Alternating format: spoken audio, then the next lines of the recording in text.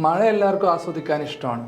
പക്ഷേ മഴ കൂടിക്കഴിഞ്ഞാൽ അതിൻ്റെ ദുരന്തത്തിൻ്റെ വ്യാപ്തി എത്രയാണെന്ന് കേരളം പലതവണ കണ്ടതാണ്. 2018 പ്രളയം, അതിനുശേഷമുണ്ടായിട്ടുള്ള ഉരുൾപൊട്ടലുകൾ, ഇപ്പോൾ കവളപ്പാറയിൽ, അതുപോലെ പെട്ടിമുടി, ഒരുപാട് സ്ഥലത്ത് നമ്മൾ കണ്ടതാണ്. ഇപ്പോൾ അവസാനം വയനാട്ടിലും ചൂരൽമലയിൽ. എന്താണ് ഈ ലാൻഡ് സ്ലൈഡ്, അല്ലെങ്കിൽ എങ്ങനെയാണ് ഈ ഉരുൾപൊട്ടൽ ഉണ്ടാകുന്നത്, പ്രളയവും ലാൻഡ് സ്ലൈഡും തമ്മിലുള്ള വ്യത്യാസം എന്താണ്? പല ആൾക്കാർക്ക് അതൊക്കെ ചെറിയ കൺഫ്യൂഷൻ ഉണ്ടാകും.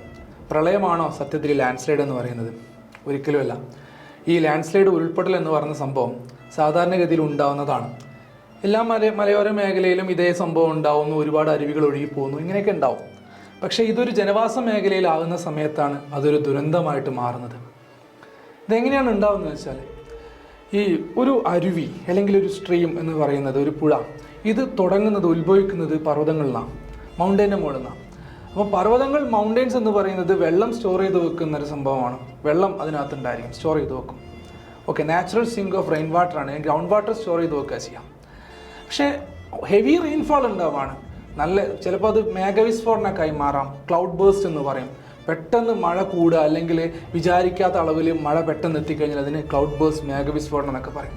അങ്ങനെ ഉണ്ടാകുന്ന സമയത്ത് ഈ മൗണ്ടൈൻ്റെ ഉള്ളിലേക്ക് പെട്ടെന്ന് ഒരുപാട് അളവിൽ വെള്ളം ഉള്ളിലേക്ക് ഇറങ്ങിച്ചെല്ലും. അപ്പോൾ അത് മൗണ്ടൈൻ്റെ ആ ഒരു, നമ്മൾ പറയില്ലേ, കെട്ടുറപ്പിനെ ബാധിക്കും. മൗണ്ടൈനെ മീൻസ് ആ ഒരു ഉറപ്പിൽ നിർത്തുന്നത് റോക്സാണ്, ശിലകളാണ്, പാറകളാണ്. ആ പാറക്കിടയിലെ മണ്ണെല്ലാം കൂടെ ഇളകി ലൂസായിട്ട് മാറുക. എന്നിട്ട് ആ പാറയും മണ്ണും ചളിയെല്ലാം കൂടെ ഒരുമിച്ച് സ്ലൈഡ് ചെയ്ത് താഴോട്ട് വരുന്നൊരവസ്ഥ വരും. എല്ലാം കൂടെ വരുമ്പം താഴെ താമസക്കാരുണ്ട്, അല്ലെങ്കിൽ ആളുകളുണ്ട്, സ്കൂളുകളുണ്ട്, റോഡുകളുണ്ട്. അതൊന്നും ഈ വരുന്ന ഫോഴ്സിനെ തടഞ്ഞു വെക്കാൻ പാകത്തിലുള്ളതല്ല. ഈവൻ മരങ്ങൾക്ക് പോലും തടഞ്ഞു വെക്കാൻ പറ്റില്ല. എല്ലാം കൂടെ എല്ലാം കൂടെ ഇടിഞ്ഞ് പറയില്ലേ. നമ്മൾ പറയുന്നതിൻ്റെ വ്യാപ്തി മനസ്സിലാക്കണമെങ്കിൽ അതിൻ്റെ ഒരു വീഡിയോ കണ്ടാൽ മതി. ജസ്റ്റ് നമ്മളിപ്പോൾ പത്രമാധ്യമങ്ങളിലും അല്ലെങ്കിൽ നമ്മുടെ സോഷ്യൽ മീഡിയയിലൊക്കെ പ്രചരിക്കുന്ന ഒരു സംഭവം കണ്ടാൽ മനസ്സിലാകും എത്ര ഭയാനകമാണ് ആ ഒഴുക്ക് എന്നുള്ളത്. വെള്ളം ഒഴുകി പോകുന്ന പോലെയല്ല, നമ്മുടെ വയലിലോ അല്ലെങ്കിൽ ഒരു പുഴ നിറഞ്ഞൊഴുകുന്നത് പോലെയല്ല അത് ഒഴുകി വരുന്നത് കല്ലും മണ്ണും ചളിയും പാറക്കെട്ടുകളും പാറക്കഷ്ണങ്ങളുമാണ്. ഒരു മൗണ്ടൈൻ്റെ ഒരു ഭാഗം മുഴുവനായിട്ട് ഇറങ്ങി വരിക ചെയ്യുന്നത്. ഇപ്പോൾ നിങ്ങൾക്ക് സ്കൂളിലൊക്കെ ലീവ് പ്രഖ്യാപിക്കുന്നുണ്ട്. നിങ്ങൾ മനസ്സിലാക്കേണ്ടത്, വയനാട് ചൂരൽമലയിൽ ഒരു സ്കൂൾ തന്നെ ഇല്ലാണ്ടായിട്ടുണ്ട്. എത്ര കാലമെടുക്കും ഇനി ആ ഒരു പഴയ രീതിയിൽ ആ ഒരു ഗ്രാമം തിരിച്ചു വരാൻ വേണ്ടിയിട്ട് നമുക്കറിയില്ല. അപ്പോൾ അത്രയും ഭയാനകമാണ് അവിടുന്ന് കാണുന്ന വിഷ്വൽസ് ആയാലും അല്ലെങ്കിൽ അവിടുന്ന് കേൾക്കുന്ന വാർത്തകളായാലും. ഒരു ജീവൻ നമുക്ക് രക്ഷിക്കാൻ പറ്റട്ടെ എന്ന് മീൻസ് അതാണ് നമ്മളെല്ലാവരും പ്രാർത്ഥിച്ചുകൊണ്ടിരിക്കുന്നത്. കേരളം മൊത്തം, കേരളമല്ല, ഇപ്പം തമിഴ്നാടായാലും ഇന്ത്യ ഒട്ടുക്കെ ഇങ്ങോട്ട് ശ്രദ്ധ കേന്ദ്രീകരിച്ചുകൊണ്ടിരിക്കുകയാണ് അവിടുന്ന് ഒരു സന്തോഷ വാർത്തയ്ക്ക് വേണ്ടിയിട്ട്. ഇപ്പോഴും ഒറ്റപ്പെട്ട് കിടക്കുന്ന ആളുകളുണ്ടെന്ന് പറയപ്പെടുന്നു. അപ്പോൾ സ്കൂൾ ലീവ് തരുന്ന സമയത്ത് നമ്മൾ സന്തോഷിക്കും. കലക്ടറിൻ്റെ പേജിൽ പോയിട്ട് കലക്ടർ മാമ സ്കൂൾ ലീവ് തരും. ഇത് പറയുന്നത് നമുക്ക് കളിക്കാൻ വേണ്ടി പോകാനോ അല്ലെങ്കിൽ പുറത്തു പോയിട്ട് പുഴയിൽ ചാടാനോ അല്ലെങ്കിൽ അതിന് വേണ്ടിയിട്ടല്ല, വീട്ടിൽ സേഫായിട്ട് ഇരിക്കാൻ വേണ്ടിയിട്ടാണ്. നമ്മളത് ബാധിക്കുന്നില്ല എന്ന് വെച്ച് നമ്മളെപ്പോലുള്ള അനേകായിരം മക്കളെ അത് ബാധിച്ചിട്ടുണ്ട്.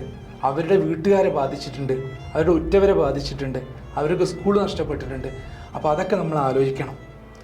അപ്പോൾ അതുപോലെ തന്നെയാണ് നിങ്ങളുടെ വീടോ അല്ലെങ്കിൽ നിങ്ങളുടെ ഉറ്റവരോ കുടുംബക്കാരോ അല്ലെങ്കിൽ സംതിങ് നെയ്ബേഴ്സോ ആരായാലും ഈ വെള്ളം കയറുന്ന ഭാഗത്തുണ്ടെങ്കിൽ നമ്മൾ എടുക്കേണ്ട കുറച്ച് മുൻകരുതലുകളുണ്ട്. ഒന്നാമത്തെ കാര്യം എന്താണെന്ന് വെച്ചാൽ, വെള്ളം കയറാൻ സാധ്യത ഉണ്ടെങ്കിൽ എത്രയും പെട്ടെന്ന് അവിടുന്ന് മാറി താമസിക്കുക എന്നുള്ളതാണ്.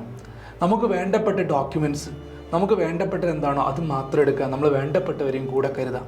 നമ്മളെ വീട്ടിൽ വളർത്തുമൃഗങ്ങളൊക്കെ ഉണ്ടാവും, അവരെയൊന്നും ഒരിക്കലും കെട്ടിയിട്ടിട്ട് നമ്മൾ പോകരുത്. അവരെല്ലാം നമ്മൾ അയച്ചു വിടണം. നമുക്ക് അവരെ കൂടെ കൊണ്ടുപോകാൻ പറ്റുന്നവരെ കൂടെ കൊണ്ടുപോകും, അല്ലാത്തവരെ നമ്മൾ അയച്ചു വിടണം. എല്ലാവരെ കെട്ടിയിട്ട് കഴിഞ്ഞാൽ വെള്ളം വന്നാൽ അവരായിരിക്കും ആദ്യം ചത്തുപോവുക. അപ്പോൾ നമ്മളെ മാത്രമല്ല, മൊത്തം ചുറ്റുപാടിന് നമ്മൾ എന്ത് ചെയ്യണം, ഒന്ന് പ്രൊട്ടക്റ്റ് ചെയ്യണം, നമ്മുടെ കൂടെ ഉള്ളവരെ ചേർത്ത് പിടിക്കണം. ഇതാണിപ്പോൾ വയനാട്ടിലേക്ക് നോക്കുമ്പോൾ നമുക്ക് പറയാനുള്ളത്, എല്ലാവരെയും ചേർത്ത് പിടിക്കണം. മുൻകരുതലുകളാണ് ഏറ്റവും നല്ലത്. ജാഗ്രതയും വേണം. എപ്പോഴും ഒരു അലസ മനോഭാവം നമ്മൾ വെടിയണം. അതുപോലെ തന്നെയാണ് ആരോഗ്യം, ഹെൽത്ത് വളരെ പ്രധാനമാണ്. തിളപ്പിച്ചാറിയ വെള്ളമേ കുടിക്കാവൂ. അസുഖങ്ങളുണ്ടെങ്കിൽ പെട്ടെന്ന് തന്നെ ഹോസ്പിറ്റലൈസ് ചെയ്യണം. ഒരുപാട് അസുഖങ്ങളൊക്കെ പടർന്നു പിടിക്കുന്ന സമയമാണ് മഞ്ഞപ്പിത്തം പോലുള്ള. അപ്പം മീൻസ് നമുക്ക് എന്ത് വന്നാലും ഈ ഒരു സമയത്ത് നമ്മൾ ഒരുപാട് കെയർ കൊടുക്കണം. അതുപോലെ നമ്മുടെ ചുറ്റുപാടിനെ നമ്മൾ എന്ത് ചെയ്യണം, ഒന്ന് കെയർ ചെയ്യണം. നിങ്ങൾക്ക് ആ വയനാടിൻ്റെ ആ ഒരു തീവ്രത മനസ്സിലായിട്ടുണ്ടാവുമെന്ന് വിചാരിക്കുന്നു. അതുപോലെ നമുക്ക് അങ്ങനെ ഒരു അനുഭവം അല്ലെങ്കിൽ ആ ഒരു ദുരന്തം ഉണ്ടാവാതിരിക്കാൻ വേണ്ടി പരമാവധി നമ്മൾ എന്ത് ചെയ്യണം, ശ്രമിക്കുകയും വേണം. ഓക്കെ, പ്രാർത്ഥനകളോടെ അല്ലെങ്കിൽ ജാഗ്രതയോടെ നമുക്ക് എന്ത് ചെയ്യാം, ഇപ്പം അങ്ങ് പിരിയാം. Thank you.